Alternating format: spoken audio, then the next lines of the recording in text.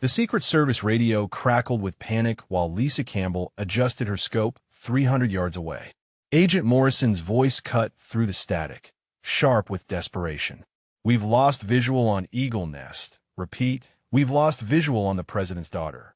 The graduation ceremony had turned into chaos when the first shot rang out from the university clock tower, sending dignified families diving behind folding chairs and flower arrangements. Lisa remained motionless in her concealed position atop the engineering building, her rifle trained on shadows that shouldn't exist. Through her earpiece, she heard the frantic calls for Staff Sergeant Campbell, the sniper who was supposed to be providing overwatch. They didn't know she was listening. They didn't know she had been watching the Real threat develop for the past 20 minutes while they focused on the obvious distraction. The clock tower shooter was exactly what he appeared to be, a diversion, while the real danger moved through the service tunnels beneath the ceremony platform. Lisa's crosshairs found the emergency exit where the true assassin would emerge, and she waited with the patience that had kept presidents alive for 3 tours of duty. Agent Morrison barked orders into his radio while scanning the ceremony grounds through binoculars. "Campbell should have checked in 30 minutes ago. Where the hell is our overwatch?" The president's daughter, Sarah, crouched behind the podium with 2 agents forming a human shield around her graduation gown.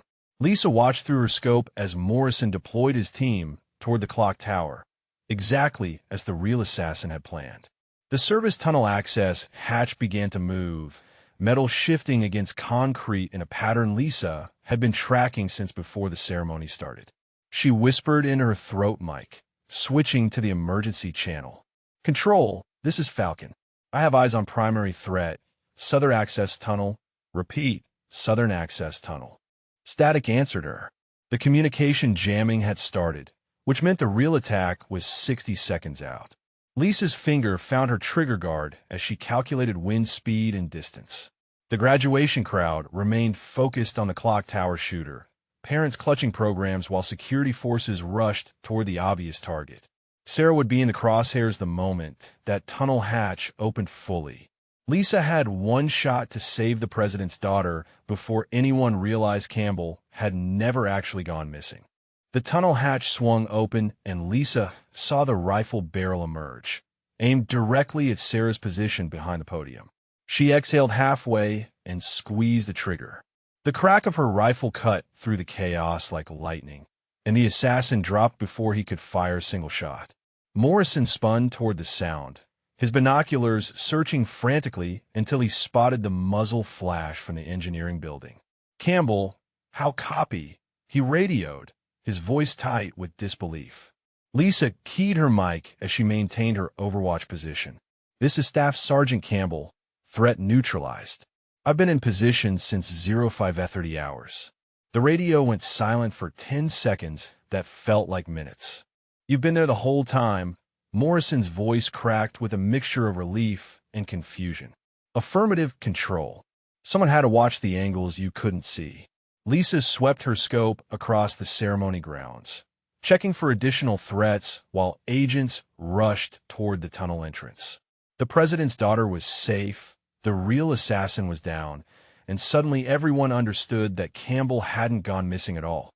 She had been exactly where she needed to be, watching over them while they searched for her in all the wrong places. Morrison stood over the dead assassin while Lisa maintained her position 300 yards away.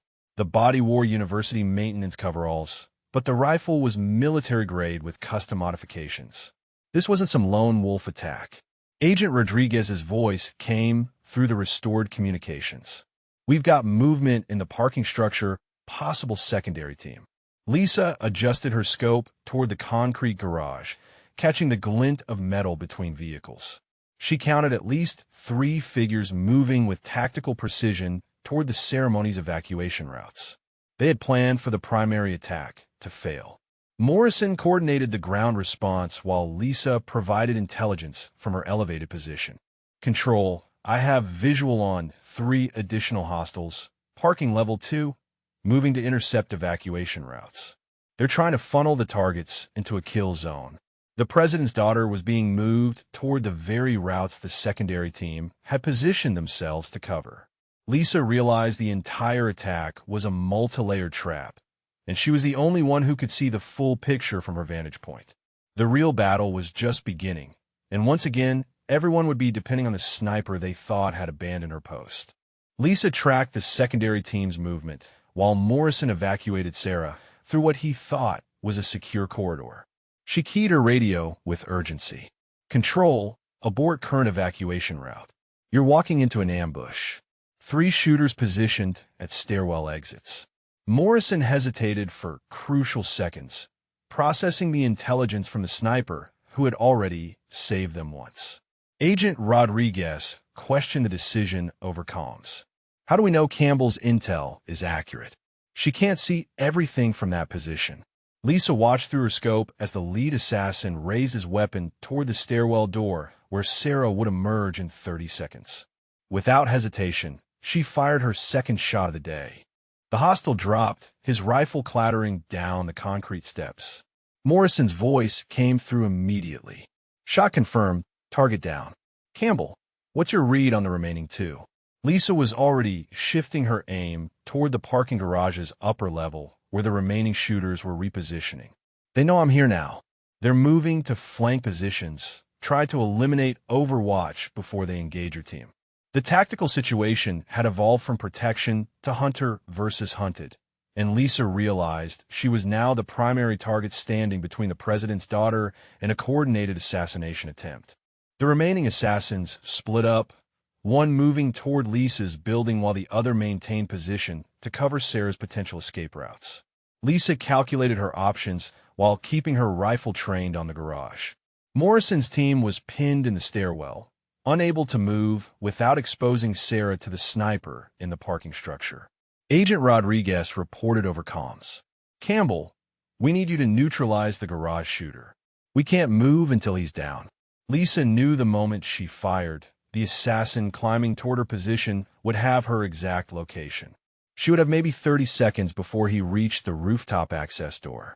Through her scope, she watched the garage sniper settle into position with a clear shot at the stairwell exit. Sarah's life depended on Lisa taking the shot, even if it meant compromising her own safety. She steadied her breathing and found her target. The rifle kicked against her shoulder, and the garage sniper tumbled from his perch. Immediately, Lisa heard boots pounding up the stairwell behind her. She grabbed her sidearm and moved toward the roof access, knowing the final assassin was closing in on her position. The president's daughter was safe for now, but Lisa's Overwatch advantage had just become a tactical liability that could get them all killed. Lisa positioned herself behind the rooftop ventilation unit as the access door burst open. The assassin moved with professional precision, sweeping the roof with his rifle raised. She had abandoned her sniper rifle to maintain mobility, relying now on her sidearm and close-quarters combat training. The assassin called out in accented English. "You cannot hide forever, soldier. Your friends below depend on you." Lisa used his voice to triangulate his position while Morrison's team waited for her all-clear signal. Without her Overwatch, they were vulnerable to additional threats she couldn't see from ground level. She rolled from cover and fired 3 rapid shots, forcing the assassin behind the elevator housing. He returned fire, concrete chips exploding near her position. This was exactly the kind of engagement she had trained for in Afghanistan, where snipers often had a transition from long-range precision to close combat survival. Lisa flanked around the air conditioning units, using the rooftop infrastructure to close distance while staying below his line of sight. She could hear Morrison on the radio asking for her status, but she couldn't risk transmitting and revealing her position. The assassin was between her and her rifle, and Sarah's protection depended on Lisa eliminating this final threat using nothing but her combat instincts and service pistol. Lisa caught movement reflected in the glass door of the rooftop access as the assassin attempted to flank her position. She spun and fired, catching him in the shoulder and spinning him against the concrete ledge. His rifle clattered across the rooftop, but he drew a pistol with his offhand, still dangerous despite the wound. Blood ran down his arm as he steadied his aim toward the stairwell where Morrison's team remained trapped. From her position, Lisa could see what the assassin could see, a clear shot at Sarah if the team tried to evacuate. She had to end this now. Lisa broke from cover in a tactical sprint, closing the distance while the wounded assassin tried to track her movement. She dove behind a ventilation duct as the shots sparked off metal, then immediately rolled out the other side, firing as she moved. Her training had taught her that wounded opponents were often more dangerous, fighting with the desperation of cornered animals. The assassin's shots went wide as blood loss affected his accuracy, but he kept firing toward the stairwell access, trying to complete his mission even as Lisa's bullets found their mark. He dropped to the rooftop gravel, his pistol sliding toward the ledge. Lisa kicked the weapon away and keyed her radio, finally able to report the all-clear that would allow Morrison to move the president's daughter to safety. Lisa returned to her sniper rifle and swept the entire ceremony grounds through her scope, ensuring no additional threats remained hidden in the chaos. Morrison's voice came through her earpiece with obvious relief. "Campbell, we're moving Eagle Nest to the secure vehicle now." The president's daughter emerged from the stairwell, surrounded by agents. Her graduation gown torn, but her life intact. Lisa maintained overwatch as the protective detail moved across the open ground toward the armored limousine. She had eliminated 4 assassins and disrupted a coordinated attack that should have succeeded, but her job wasn't finished until Sarah was safely away from the university. Through her scope, she noticed something the ground team had missed. A maintenance van parked too close to the evacuation route, engine running with no visible driver. The windows were tinted dark enough to conceal weapons or additional personnel. Lisa radioed immediately. "Control, halt movement. Suspicious vehicle, white van, license plate Hotel 79er Charlie. Possible 5th hostile." Morrison's team froze in formation while Lisa kept her crosshairs on the van's passenger door. After 30 seconds, the door opened and a figure emerged with what looked like a rocket-propelled grenade. Lisa didn't hesitate. Her shot shattered the van's windshield, and the figure collapsed before he could shoulder the weapon that would have destroyed the entire protective detail. Morrison reached Lisa's position as she packed her rifle, his face showing a mixture of awe and gratitude that went beyond professional respect. "Campbell, I've been doing this job for 15 years, and I've never seen anything like what you just accomplished. 5 threats neutralized, 0 friendly casualties, and you saved my entire team." Lisa secured her equipment while scanning the grounds one final time through binoculars. "Just doing my job, sir." "That wasn't just doing your job," Agent Rodriguez interrupted as he climbed onto the rooftop. "That was surgical precision under impossible conditions. You were tracking threats we couldn't even see." The president's daughter appeared at the rooftop access, flanked by 2 agents, but insisting on speaking with Lisa personally. "Staff Sergeant Campbell, I understand you saved my life today." Sarah extended her hand with genuine warmth. "My father is going to want to meet the soldier who kept his daughter alive during her college graduation." Lisa accepted the handshake, noting how steady Sarah's grip remained despite everything she had endured. "Your daughter showed real courage under fire, ma'am." She followed instructions and trusted the process when it mattered most. Morrison shook his head in amazement as he surveyed the tactical situation Lisa had managed single-handedly. "The service will be recommending you for commendation. This kind of protective operation will be studied at Quantico for years." 3 days later, Lisa stood in the Oval Office as President Harrison personally thanked her for saving his daughter's life. The commander-in-chief had reviewed the entire operation, including tactical recordings that showed her precision under pressure. "Staff Sergeant Campbell, the Secret Service has recommended you for immediate transfer to our Presidential Protection Detail.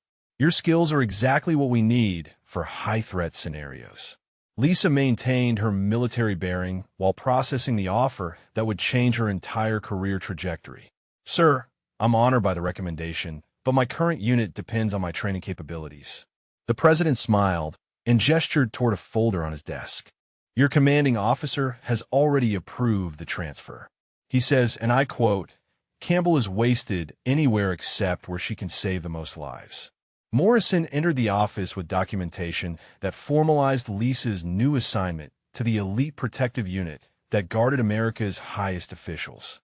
Agent Rodriguez had spent the previous day briefing headquarters on tactical innovations Lisa had demonstrated during the university attack.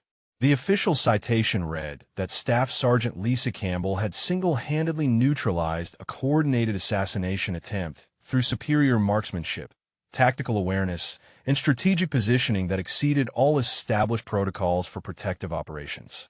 6 months later, Lisa Campbell had become a legend within the Secret Service, known as the sniper who saved the president's daughter and revolutionized protective protocols. New agents studied her tactical decisions at the university, learning how she had identified threats that traditional security measures missed.